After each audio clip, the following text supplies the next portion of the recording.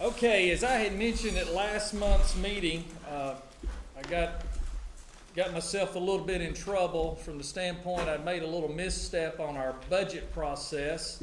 I got confused with the process for the millage rate change and the advertising, and did not realize that I was supposed to do a separate advertising in the paper for the actual budget process. So we had to put an ad in the Walker County Messenger, needed to advertise for a week, and then we were to hold a public meeting, and then we have to wait at least another week before we actually adopt the budget. So I take full responsibility for making that mistake, and I'm going to eat the crow that I'm sure that y'all are going to rightfully give to me for making that mistake.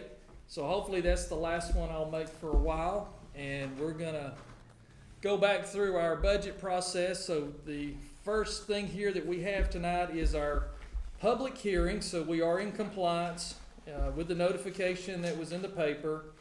And so at this time, we will open up the floor for anyone that would have any public comments or anything in regards to the budget.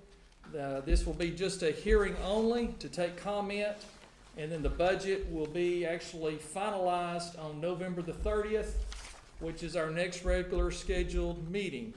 So at this time, does anyone like to be recognized to make any comments about the budget for FY18? We do have a balanced budget. I understand that's the first one in many, many years for each and every department and each elected official, both on the general fund and also on our proprietary funds, which includes the 911 center, the landfill, and Mountain Cove Farms. Typically, the landfill and Mountain Cove Farms never had budgets, and I think the results prove that that was not a good idea because they come in way upside down. So we do have the complete budget online. The general fund budget is 73 pages, and it shows the history all the way back to 2013 of the actual revenues and expenses by line item, all the way through 2014, 2015, 16, and the actual year-to-date of 17, which is still not complete yet. We've not closed out 17's books yet. We hope to accomplish that by the end of November, and they're going to start our audit process on the 2017 books starting the first week of December. And our goal is to have the audit completed for the 2017 fiscal year by April the 1st is our goal. So there's 73 pages of detail, line by line, by department. And then the proprietary funds, the enterprise funds, are an additional 27 pages. So the entire two-budget set is 100 pages exactly, and it can be found on the website at www.walkerga.us.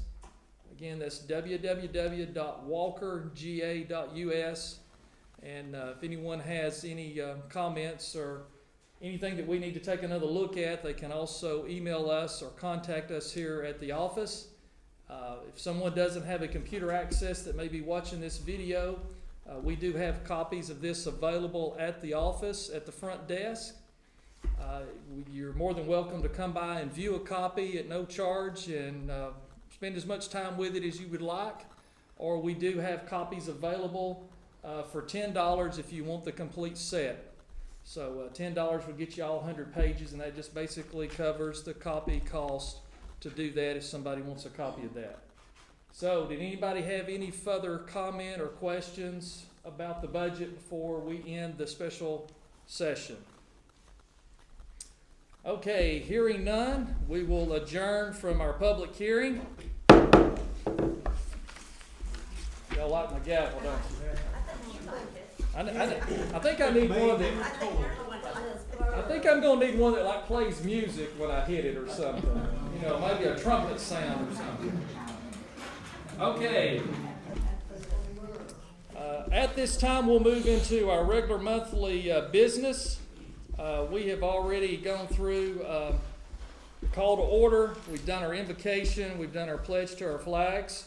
But I think at this time, instead of pledging to our flags, we have Veterans Day coming up. Would our veterans please stand so we can recognize you? Yes. All right.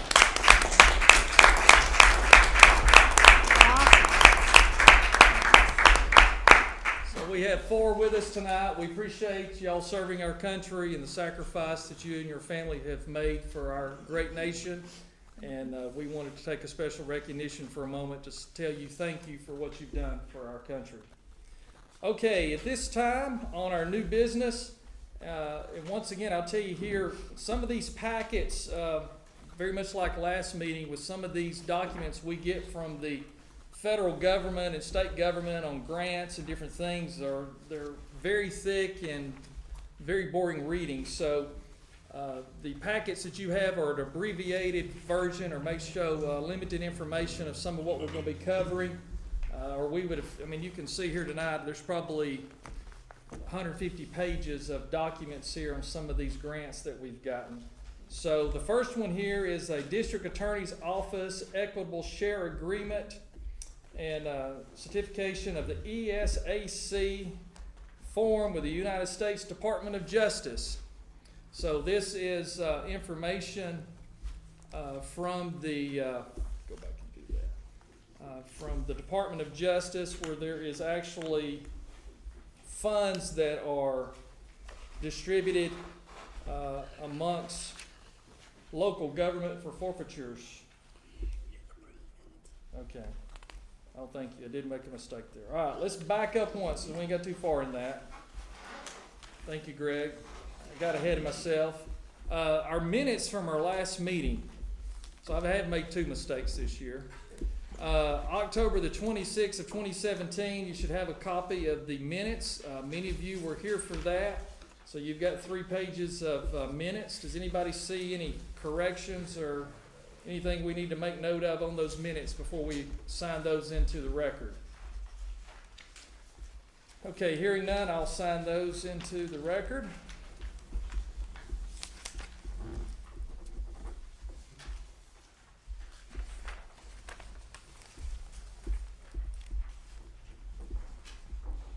Each of y'all have a copy of those, and that's also available online for anyone that's watching. Thank you again, Greg. So this was sent over from the District Attorney's Office, and this is where they needed us to sign as the governing authority. And basically, what has accumulated as a balance on this since August of 2002 till current is $1,938.56. So a little less than $2,000 has accumulated here. So this is an annual report back to the U.S. Department of Justice on the share of seizure money that they get, and so this money has not been spent. It's actually available funds, and so there's a few places here we've got to sign this in the meeting to let them know that we do want the money. So anytime they'll send us free money, we'll take it.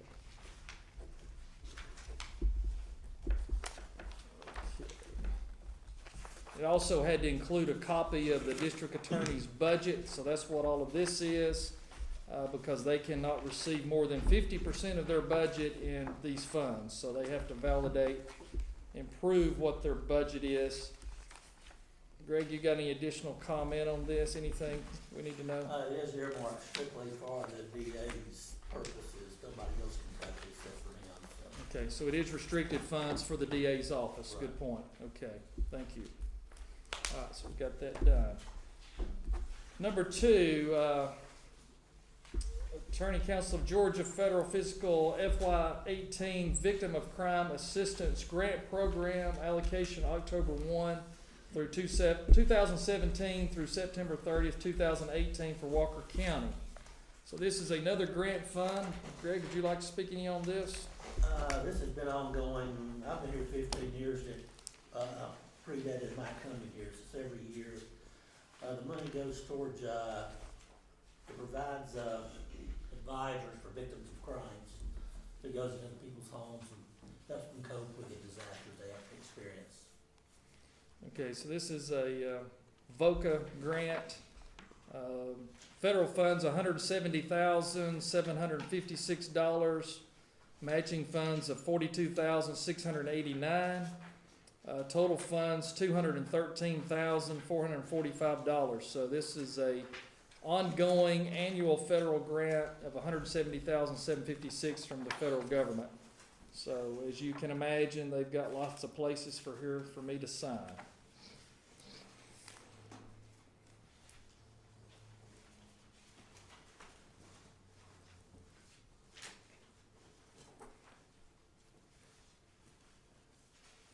And we will be taking these complete packets and putting them on the website, so anybody that wants to read this whole packet here, they're more than happy to pull that up and do so.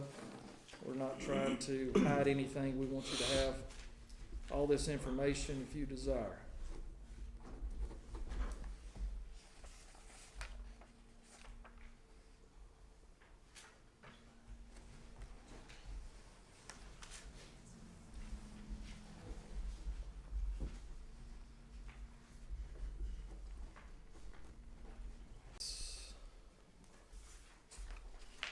I believe that has that.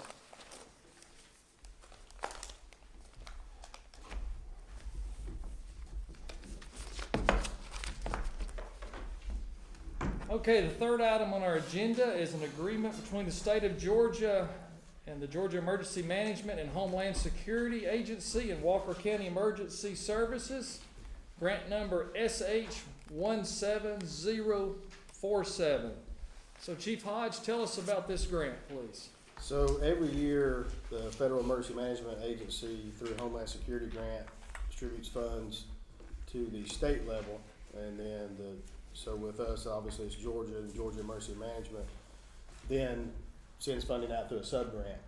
So we applied several months ago, and we decided to put in for 6 what we call simply air packs, or SCBAs, self-contained breathing apparatus, what you see us wearing when we go in the house fire so we can breathe, and 12 cylinders that contains the air that we replace in and out of the packs.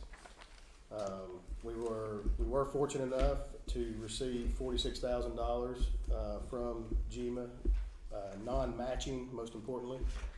We don't have to match anything. We'll between now and October of 2018, we will, when the funds are appropriate within the fire department budget, we will purchase those air packs and then submit for reimbursement and receive the funding to the state. So, to give you an idea though of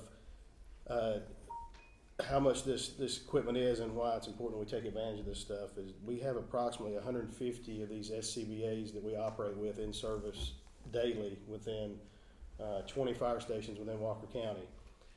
The SCBAs alone are around $5,800, round numbers, each. So that at 150 SCBAs is $870,000 worth of air packs. So it is really important that when we get $870,000? $870,000 worth of air packs. So they last. We take care of them. They last a while. Bottles expire. We replace parts in the air packs. So we're fortunate they last a while, but anytime we have the opportunity to try to take advantage of a grant like this and just replace the few we can, it definitely helps. So thank GEMA and those that made the decisions for us to receive the funding. And again, it's non-matching. That's the most important part about this, is that we follow the directions and we receive the funding, and we get these 6 SCBAs and 12 cylinders. Great. And appreciate the support from you and everybody here. Absolutely. So yeah, this is a great opportunity to get this money. It is, again, $46,000, 100% funded, and we just have to sign these documents in public so we can move forward with this process to let them know that we are going to accept this money and we are going to spend it as deemed in the grant and handle all the proper documentation to get the reimbursement. How often can you apply for this grant? They do it annually. Annually? Yes. So they have done it annually. As long as FEMA's going to be generous with their funding. There's several different grants throughout the year. This is one that's non-matching. So.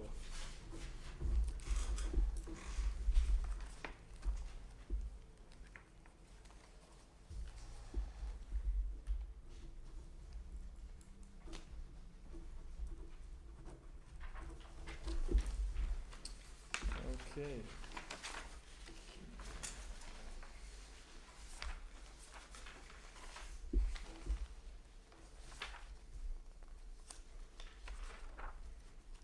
Oh, that's the sample documents. All right, well, we appreciate your hard work of getting this grant and this funding for our county. Sure. Very successful there. Okay, item number 4, the Lincoln Plan F9Y0 Walker County Government Defined Benefit Plan. Contract number 78164, transferring the withholding responsibilities to Lincoln. I do have a letter here that I'm going to sign. It says dated November the 9th, 2017, made out to Lincoln Financial, who handles and manages the money for the county for the defined pension plan. It says F9Y0 Walker County Government DBP Contract 78164. Dear Joseph, please accept this letter as authorization for Lincoln to withhold and report federal and state income on Form 1099 and distributions from the above referred plan. We agreed to provide Lincoln with all the information necessary to accept this responsibility. As a plan trustee, we are transferring the withholding responsibility. Upon transferring the responsibility to Lincoln, Lincoln will, 1, make all checks for benefits distributions payable to the participant. 2, withhold and send all applicable taxes to the IRS if elected by the participant. 3, provide the required IRS Form 1099 prior to January 31st of the following year of distribution for attachments to the participant's tax return. What this is, anytime someone that's on the defined pension plan would do a retirement or disbursement or any type of other type of termination of their involvement in that plan, what Lincoln was doing is they would send the check here to the county government. And then we would have to take and deposit that check and many times hold out taxes on that check and then write them another check. And so it just creates more processes, more steps, more bureaucracy for lack of terms. And so what this will do is starting the 1st of January going forward, anytime we send requests for distributions, once all the documentation is accepted and meets all the requirements, those distributions will go directly to the participant that is owed those dollars, those benefits. And so with this, it's probably going to take about a week and a half out of the process and allow the retirees to get their money faster and take us out of that loop of having to handle those funds and account for those during the audit. So we're trying to simplify this, and we're going to wait till the end of the calendar year so we have a clean cutoff based off of the reporting each year. So we just needed to publicly acknowledge that we were doing this and transferring that responsibility. We've talked to them. They actually provided us the language to do this and said we never knew why y'all did it that way anyway. So they said we were kind of not the norm to that. So they were no problem in them taking that over. So we've got that handled.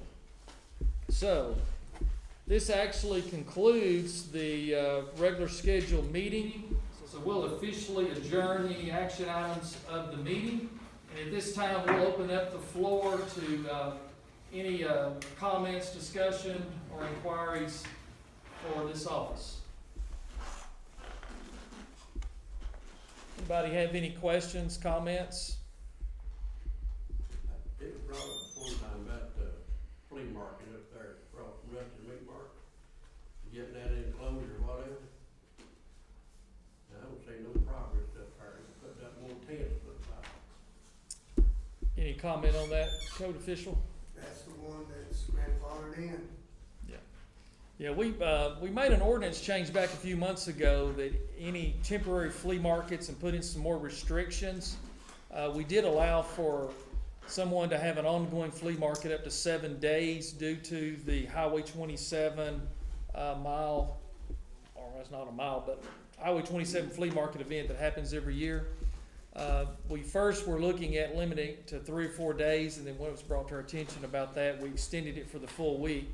But any of those that have already been in place are grandfathered in. Now, I know code enforcement did work with them, and they had some old couches and different things out there that were becoming health hazards due to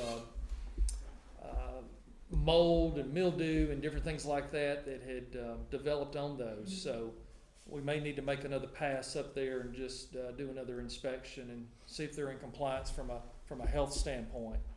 But we're, There's all the rodent rats and all that kind of stuff, yeah, feet and all that stuff. yeah, so we'll make another pass up there, and David's making a note of that to do another inspection there, so appreciate you mentioning that. Anything else? I thought they cleaned that up, all them couches off of there already. Yeah, we just want to go back and do an inspection, make sure there's not other things that have been brought in that are not sanitary. Anything else? Yes, ma'am. I don't know if this is the right time to bring this up, but I wanted to talk to you about, I'm an animal advocate, and I wanted to talk to you about some animals, some dogs that are chained up, that are on a very small piece of property, and they have a very small area. This person is renting the property. I live up in Flintstone, in Stanford Place. Okay. And this property is right on 341. I've already called the Animal Service or Humane Society, whatever we have here. Animal Control. control. Okay. And Do you know about how they've long, gone by there about 3 times. how long ago was Well, that? this has been a year's period of time. Okay. The dogs are right on a creek bed, right on the edge. The house is there, they're chained to trees or stumps or something. I have literally taken blankets there and hay for the animals, 'cause, you know, they're out there in 20-degree weather. They're out there 24/7, 7 days a week. They never leave those spots. He has like 4 of them, and then he had puppies. Then the puppies were running on 341. I was going one way, I had to turn around and go back and beat my horn to scare these puppies off of the road. I have a whole file for you to give you information for laws for tethering and how cruel it is to do that and how unsafe it is. If a child was to come up to those dogs are not being socialized. They will most likely attack. They're not even being protected because something could come and attack them. There's been times I've seen one dog disappear. I don't know what happened to it.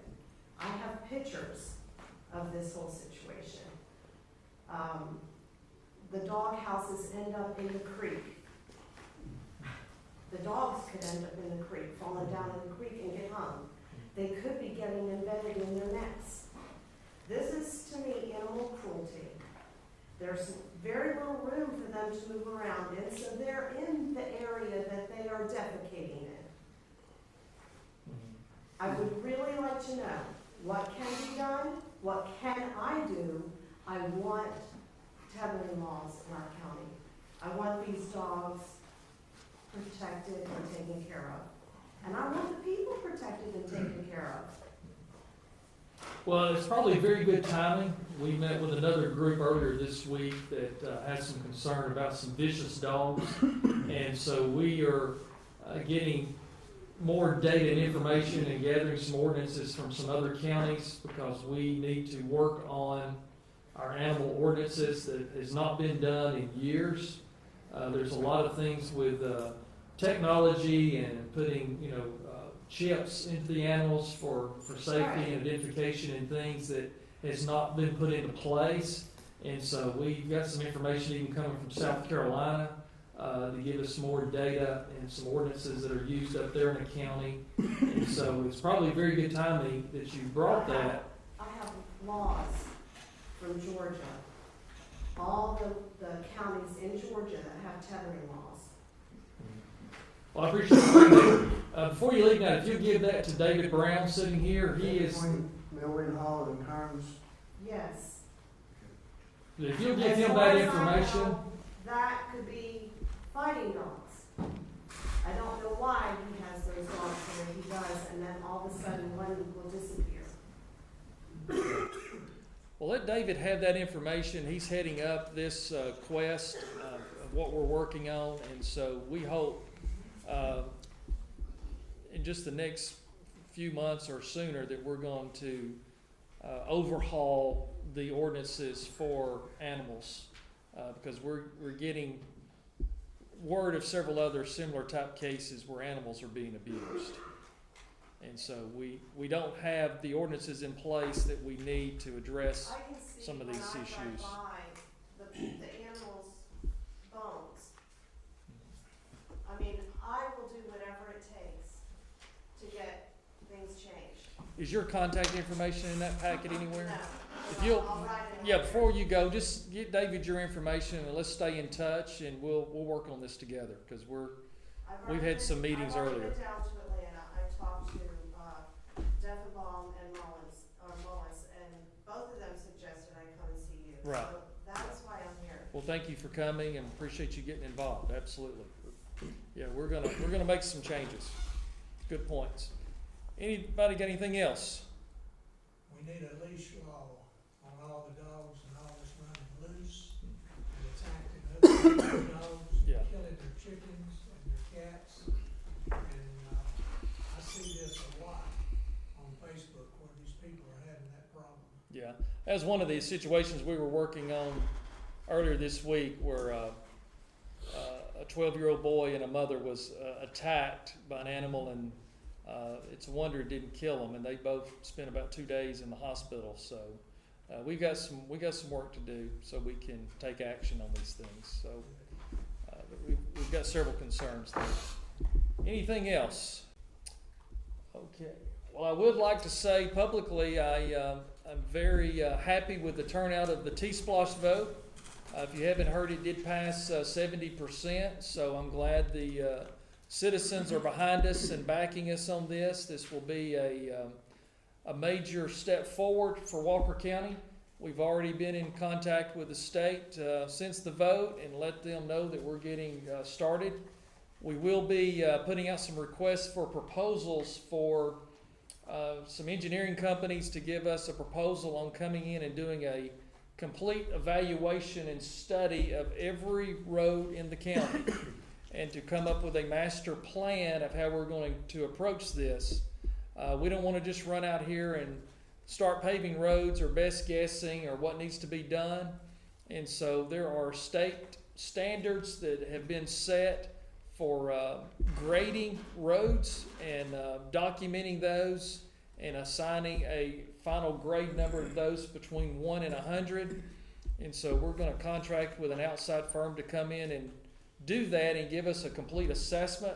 And so we can get an actual database of these roads that we can put into our GIS system with those scores and look at the areas of most concern. And also it will help us to be able to get additional grant funding from the state from having a master plan. So we get the LMIG money, grant that comes to us based off of road miles and different things in their formula. But this will put us in a position to get even additional funding by having an actual plan and having the T-Splosh monies to do the 30% match. So if we can just over this 5-year period be able to get the state to help us out with one additional road mile of paving, this will be a return on its investment immediately and will pay for itself just by getting one additional mile of road paved by getting that additional funding from the state. So want to say thank you to Walker County citizens for passing this and supporting this effort.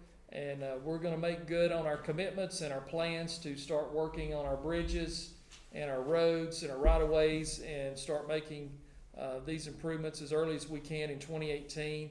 And we'll be talking more and releasing more information as it becomes available on what those plans look like and where we're starting first and what those priorities are.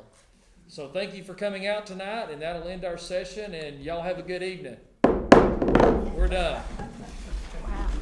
Y'all have to take that away from me.